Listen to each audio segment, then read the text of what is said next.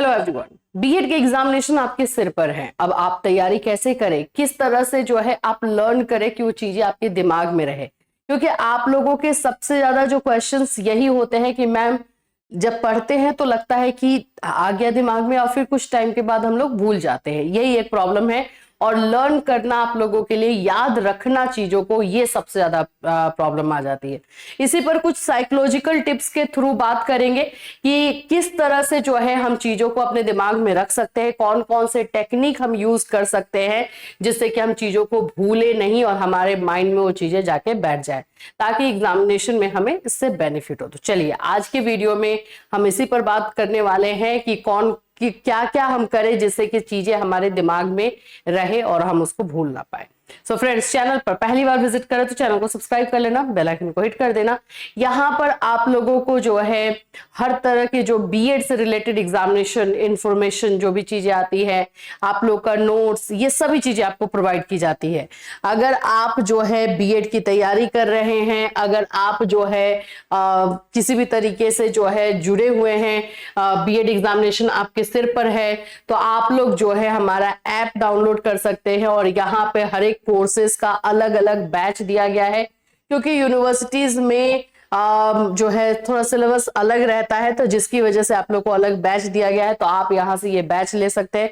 इस बैच में आपको कंप्लीट जो है प्रिपरेशन करवाया जाता है। इसमें आप लोग को क्लासेस दिए जाएंगे, जो क्लासेस रहता है उसका पर्टिकुलर टॉपिक वाइज पीडीएफ रहता है, कंप्लीट नोट्स रहता है एग्जामिनेशन पर्सपेक्टिव से, गेस्ट क्वेश्चन रहता है, प्रीवियस ईयर का क्वेश्चन रहता है।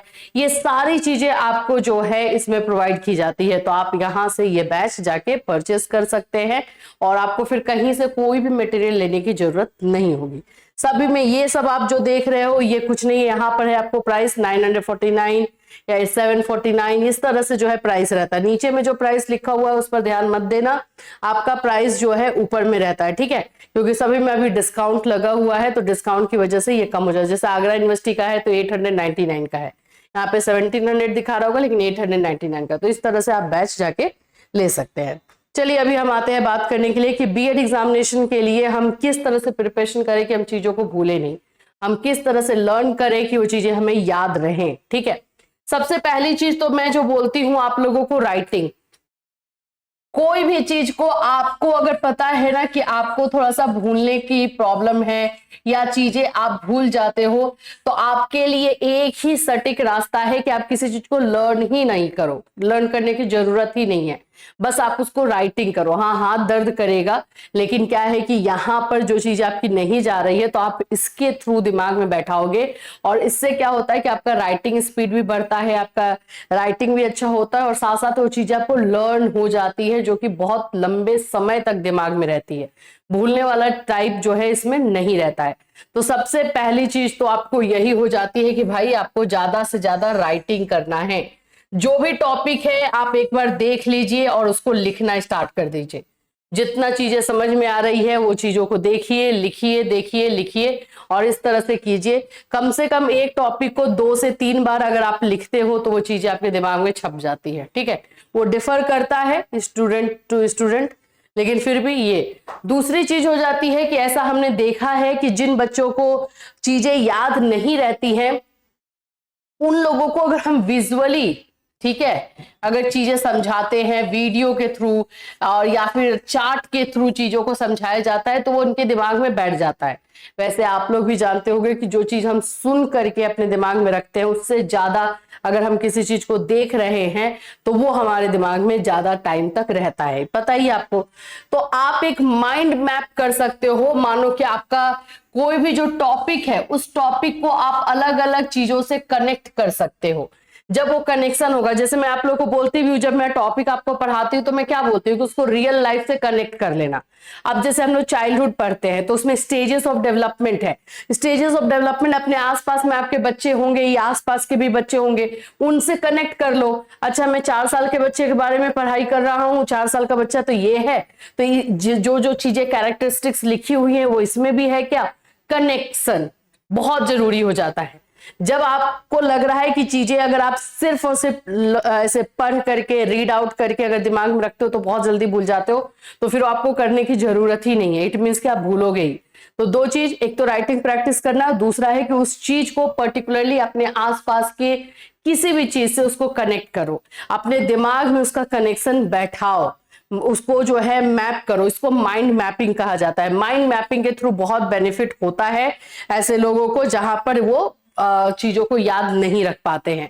तो एक तो ये हो जाएगा, अगर कर सकते हो तो, थोड़ा सा ज्यादा हाई फाई हो गया लेकिन फिर भी। अब यहां से देखते हैं, जब मान लेते हैं कि आपने किसी चीज को राइटिंग कर लिया, ठीक है, आपने राइटिंग कर लिया है, और मैं तो लर्न करने को बोल ही नहीं रही, सिर्फ राइटिंग करने को। मान लो कि आज आपने उन चीजों को लिखा है, कल गैप दो, कल के बाद जो है उसको फिर से एक बार लिखो, देखो कि आपको कितनी चीजें याद रह गई हैं। लिखने का आपको ज्यादा से ज्यादा अपना टाइम टेबल बनाना होगा। तो आज आपने जो चीजों को लिखा है, कल मत लिखो, परसों लिखो, फिर आप देखो कि आपको कितनी चीजें आपके दिमाग में है। और जितना आप लिख करके चीजों को अपने दिमाग में रखने की कोशिश करोगे, उतना ज्यादा आपको इसका बेनिफिट मिलेगा, और धीरे धीरे आप हैबिचुएटेड हो जाओगे कि हाँ मुझे तो ऐसे ही करना है। ठीक है, नेक्स्ट आप लोगों का आ जाता है कि रिपीटेशन। वही जो मैं रिपीटेशन आपको बोल रही हूँ कि एक दिन बाद उसको रिपीट करो, 2 दिन बाद रिपीट करो।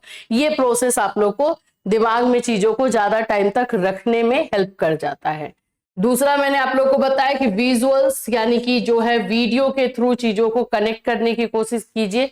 जो चीजें आप पढ़ रहे हो वो वीडियो के थ्रू कनेक्ट करो, वीडियो नहीं तो देख लो। जैसे मानो कि मैं ही क्लास ले रही हूँ, आपने मेरे क्लास को देखा है, अब मैं आपको जो जो चीजें बोल रही हूँ, मैं जैसे जैसे अपना मुंह चला रही हूँ या मेरा जो एक्शन आ रहा है, आप उन चीजों को देख करके आपको क्या लगेगा कि हाँ ठीक है मैम ऐसे बोल रही थी। आप एग्जाम रूम में जाओगे तो आपको वो स्टेटमेंट, वो सेंटेंस याद नहीं आएगा, मेरा फेस याद आएगा, आपको मेरा बोला हुआ चीज याद आएगा। ये बहुत सारे बच्चों के साथ होता है, वो लोग आकर के हमारे साथ शेयर भी करते हैं कि मैम एग्जाम रूम में जब जाते हैं हम लोग और क्वेश्चन देखते हैं तो आप ही का आवाज गूंजने लगता है। तो क्यों होता है? क्योंकि इससे आपने कनेक्ट किया है ना, विजुअली आपने कनेक्ट ज्यादा किया है। तो ये होता है, ये हर किसी का सीखने का लर्निंग स्टाइल अलग अलग होता है ना। तो ये वाला जो चीज होता है, विजुअल जो चीजें होती है, वो थोड़ा ज्यादा फायदा करता है। इसीलिए तो बच्चे बोलते हैं कि मैम नोट से जो है हमारे दिमाग में चीजें नहीं रहती है, आप क्लासेस दीजिए, बैच दीजिए। जो यूनिवर्सिटी का हम बैच नहीं लेकर आ रहे थे, अब हम उनका भी बैच लेकर आ रहे हैं। क्यों? उसी की वजह से, ताकि आपको ज्यादा लर्न करने में, याद रखने में एफर्ट ना लगाना पड़े, अपने आप ऑटोमेटिक आपके दिमाग में चीजें बैठ जाए। ठीक है, तो ये चीजें करना जरूरी होता है। आप एक और चीज कर सकते हो, जैसे मैं बताती हूं आप लोगों को कि किसी भी क्वेश्चन को जो है पॉइंट में आपको लर्न करना है, पॉइंट में आपको करना है, तो उसका फ्लैश कार्ड बना सकते हो। जैसे मान लो कि आप लोगों का है कि किशोरावस्था के प्रॉब्लम्स क्या है, what are the problems of adolescence, होता है ना। मान लो 10 प्रॉब्लम है, एक फ्लैश कार्ड बना लो, 10 प्रॉब्लम का पॉइंट लिख लो। ठीक है, दूसरा फ्लैश कार्ड बनाओ, कार्ड होता है जनरली, आप अपना भी कार्ड बना के रख सकते हो। दूसरा एक कार्ड बना लो जिसमें कि आप पाइगेट थ्योरी है, पाइगेट थ्योरी के चारों स्टेजेस का जो है कैरेक्टरिस्टिक्स लिख लो। तो ऐसे फ्लैश कार्ड के थ्रू ये क्या आता है ना कि इंटरेस्टिंग भी हो जाता है और चीजें हमारे दिमाग में बैठ जाती है। जब एग्जामिनेशन में आप क्वेश्चन करोगे ना, जब मान लो पाइगेट थ्योरी आ गया, तो आप क्या दिमाग में वो बुक वाला नहीं आएगा, आपने जो फ्लैश कार्ड में लिखा है अपने हाथों से वो चीजें दिमाग में आएगी, पॉइंट्स बिल्कुल क्लियर, क्रिस्टल क्लियर आपको दिखाई देगा।